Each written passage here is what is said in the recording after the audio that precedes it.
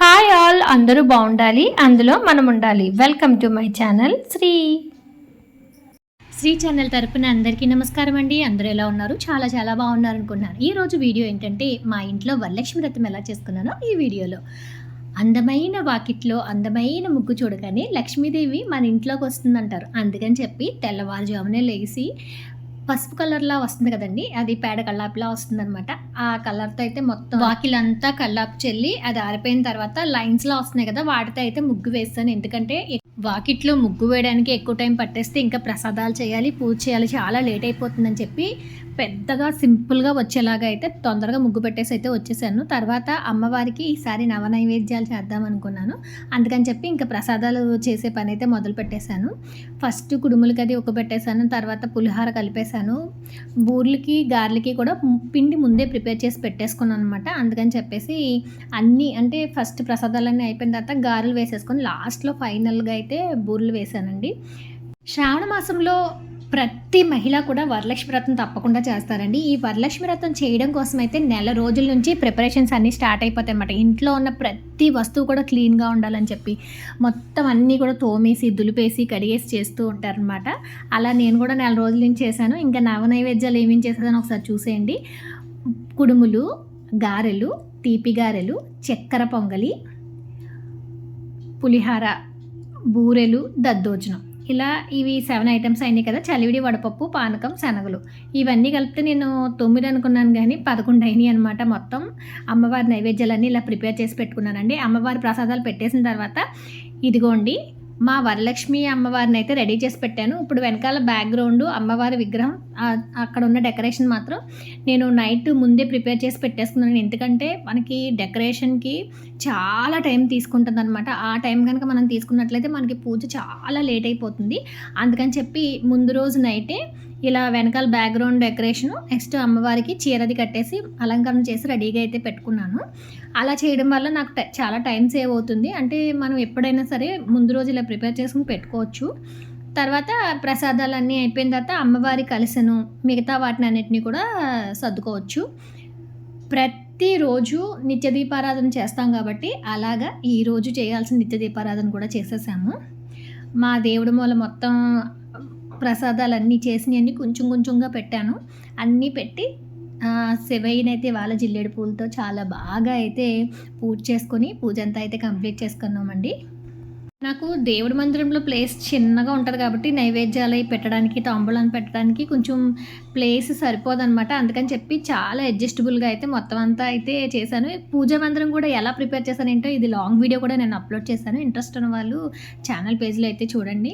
ఇంకా వరలక్ష్మి వ్రత కల్ప పుస్తకాన్ని కూడా తీసి బయట పెట్టుకున్నానండి.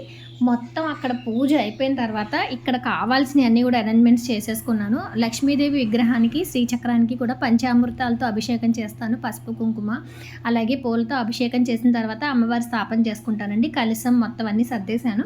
నాకు పూజ అంటే చూడగానే కళ్ళకి నచ్చేలాగా ఉండాలండి. ఎక్కువ పూలతో డెకరేటివ్గా చేస్తే నాకు చాలా చాలా ఇష్టం అనమాట. ఇలాగే చేయాలని అసలు లేదండి. మీకు ఎంతవరకు వీలైతే అంతవరకు సింపుల్గా కూడా చేసుకోవచ్చు. కొంతమంది అయితే అనుకుంటారు ఇలా బొమ్మ చేసి పెట్టాలనుకుంటారు, కానీ అలా కాదండి. ఇంట్రెస్ట్ ఉన్న వాళ్ళు చేసుకోవచ్చు. లేని వాళ్ళు చక్కగా అమ్మవారి ఫోటో కలశ పెట్టుకొని వాళ్ళకి ఎలా వస్తే అలా పూజ మనస్ఫూర్తిగా మనసులో ఉన్న భక్తి ముఖ్యం. కానీ ఎంత అందంగా చేసాము, ఎంత డెకరేటివ్గా చేసాము, ఎంత పెద్దగా చేసాము, ఇన్ని తాంబూలాలు ఇచ్చాము, ఇదైతే లెక్క కాదండి. చక్కగా అమ్మవారి కలిసి పెట్టుకొని ఫోటో పెట్టుకొని ఒక ముగ్గురు ముత్తైదువులకు తాంబూలం ఇచ్చుకున్నా సరిపోతుంది. నేనైతే అమ్మవారి లక్ష్మీదేవి విగ్రహం ఉంటుందండి, ఆ విగ్రహానికి శ్రీచక్రానికి పంచామృతాలు, పసుపు, కుంకుమ, పూలతో అభిషేకం చేసిన తర్వాత స్థాపన చేస్తాను అనమాట. ఆ అభిషేకం కోసం అన్నీ అయితే రెడీ చేసి పెట్టుకున్నాను. ముందు రోజు ఆవు పాలు తీసుకుని కొంచెం ఆవు పెరుగు కూడా నేను తోడు పెట్టేసుకుని ఉంచుతానండి. ఇలా అమ్మవారికి అభిషేకం చేసి స్థాపన చేసుకుంటే నాకు చాలా బాగా అయితే నచ్చుతుందనమాట.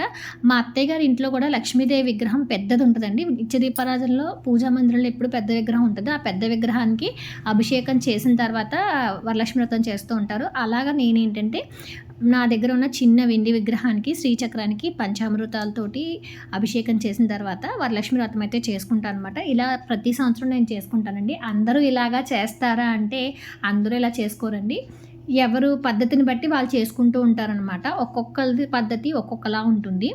మా ఇంట్లో పద్ధతి అయితే ఇలా చేసుకుంటాను నేనైతే.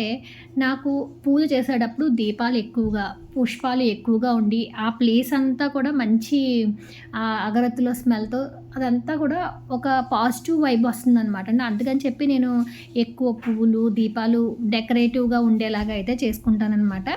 మనం పూజ చేసేది ఎందుకంటే మన ఒంట్లో ఉన్న పాజిటివ్ ఎనర్జీస్ అన్నీ కూడా పెరిగి మనలో ఇంకా నూతన ఉత్సాహంతో పాటు మన ఆరోగ్యం ఇంకా బాగుపడాలనే ఉద్దేశంతోటి ఈ పూజ అనేది మనం చేస్తూ ఉంటాం అనమాట. అలాగా కళ్ళతో చూసినప్పుడు కూడా మనకి ఎనర్జీ వస్తుంది. అందుకని చెప్పి నేను ఇలా డెకరేటివ్‌గా చేయాలనుకుంటాను. నిజంగా అండి చాలా చాలా మనసు ప్రశాంతంగా అనిపిస్తుందనమాట. అన్ని దీపాల వెలుగు, అలా పుష్పాల మధ్యలో అమ్మవారి విగ్రహం అవి చూస్తే మనసుకి చాలా ప్రశాంతంగా అనిపిస్తుందనమాట. అమ్మవారికి అభిషేకం అంతా అయిపోయిన తర్వాత అమ్మవారి విగ్రహాన్ని చిన్న ఇత్తడి గిన్నెలా ఉంటుందండి. దాంట్లో చుట్టూ పూలు పెట్టి అమ్మవారి విగ్రహాన్ని మధ్యలో పెట్టుకొని శ్రీచక్రాన్ని ఇంకొక గ్లాస్ ప్లేట్లో పెట్టి పూజా కార్యక్రమం అయితే మొదలుపెట్టామండి. వరలక్ష్మి వ్రత పుస్తక కథని తీసుకొని మొత్తం పుస్తకంలో ఉన్న పూజా విధానం ప్రకారం అమ్మవారి పూజ అంతా కూడా మొత్తం ఇంట్లో ఉన్న వాళ్ళందరం కూడా కలిసి చేసుకున్నామండి. నేను వ్రతకథ చదువుతూ ఉంటే పిల్లలు ఆయన నాతో పాటు అయితే పూజలో కూర్చున్నారు. ప్రతి సంవత్సరం ఇంట్లో ఎంతమంది ఉంటే అంతమంది కూర్చుంటామండి. ఈ సంవత్సరం ఏంటంటే నలుగురు ఉన్నాము. ఒక్కొక్కసారి ఒక్కొక్కలా అయితే ఉంటుంది. వీళ్ళకి స్కూల్స్, కాలేజెస్ ఉన్నప్పుడు ఎవరో డ్యూటీస్‌కి వాళ్ళు వెళ్ళిపోయినప్పుడు నేను ఒక్కదాన్నే చేసుకుంటా ఉంటాను. ఈ సంవత్సరం అయితే పిల్లలిద్దరూ ఉన్నారు. ఈయన మొత్తం నలుగురం కలిసి పూజను చాలా అందంగా అయితే చేసుకున్నామండి. ప్రతి పనిలో కూడా నాకు అందరూ హెల్ప్ చేశారు. నిజంగా మా శ్రీకర్ చూసారా వీడియో ఎంత అందంగా తీశాడో, చాలా బాగా తీశాడనమాట. ఈ ఇయర్ ఈ వీడియో మ్యాక్సిమం మా శ్రీకర్ తీశాడండి.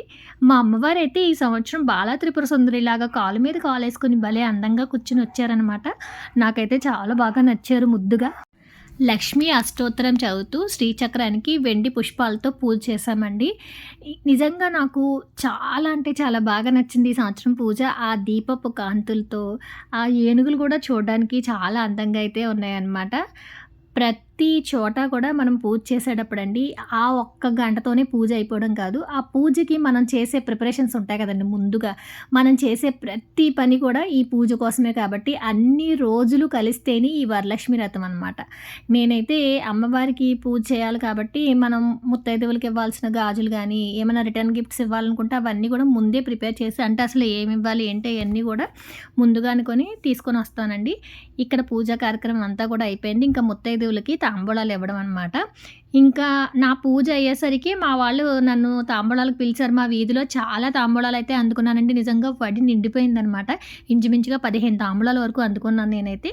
అలాగే రిటర్న్ గిఫ్ట్‌గా చిన్న స్టీల్ ప్లేట్ ఒకటి ఇద్దామనుకున్నాను. అందులో బ్లౌజ్ పీసెస్, అందరికీ గాజులు, శనగలు, 2 రకాల ఫ్రూట్సు, తమలపాకు, ఒక్క పెట్టి మొత్తం అందరికీ అయితే తాంబూలాలు ప్రిపేర్ చేసి ఉంచామండి. విహా అయితే మొత్తం చెప్పాను ఎలా పెట్టాలో ఏంటంటే అవన్నీ తాంబూలాల ప్లేట్లు అయితే రెడీ చేసి వచ్చిన ముత్తైదువులందరికీ కూడా చాలా చక్కగా కాళ్ళకి పసుపు రాసింది. ఈ సంవత్సరం విహా ఉంది కాబట్టి విహా చేత కూడా ఒక 5 తాంబూలాలు ఇప్పిద్దాం అనుకున్నాను.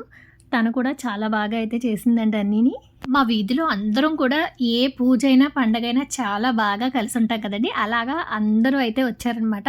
అంటే అందరూ ఒక్కొక్కసారి కొంతమంది కలిసి వచ్చారనమాట. అలా వచ్చిన వాళ్ళందరికీ కూడా తాంబూలం ఇచ్చి పిక్స్ అన్నీ మా ఇంటి దగ్గరే దిగామండి. ఇంకా వేరే వాళ్ళ దగ్గరికి వెళ్ళినప్పుడు నేనేం తీయలేదు కానీ మా ఇంట్లో మొత్తం అందరం అయితే పిక్స్ తీయించుకున్నాం. అమ్మ, వదిన కూడా వచ్చారు.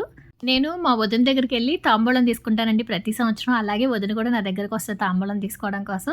ఈ సంవత్సరం ఇలా అందరూ కలిసి ముత్తైదువులు అందరూ తాంబూలం తీసుకుని బాగా అయితే నాకు చాలా బాగా అనిపించింది వరలక్ష్మి వ్రతం. ఈ తాంబూలాలు ఇవ్వడం, తీసుకోవడం అయిపోయిన తర్వాత మా వారిని ఈరోజు మా ఊళ్ళమ్మ వారికి గుళ్ళో గాజుల అలంకరణ, అమ్మవారి దర్శనానికి వెళ్దామంటే ఆయనైతే నన్ను గుడికి తీసుకువెళ్లారు.